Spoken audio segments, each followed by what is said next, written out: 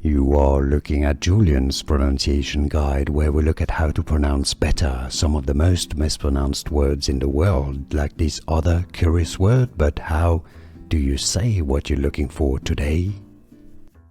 Let's learn once and for all how to pronounce the name of this city, resort city, port city in Egypt.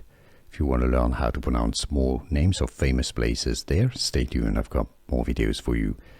The Arabic pronunciation and how you can say it in English. Arabic, Sharm El-Sheikh. Sheikh.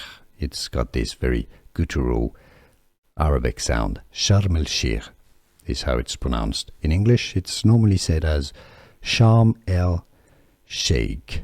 Sharm El-Sheikh. Or you could say it as Sharm El-Sheikh as well. Some say it as Sharm El-Sheikh or Shesh as well.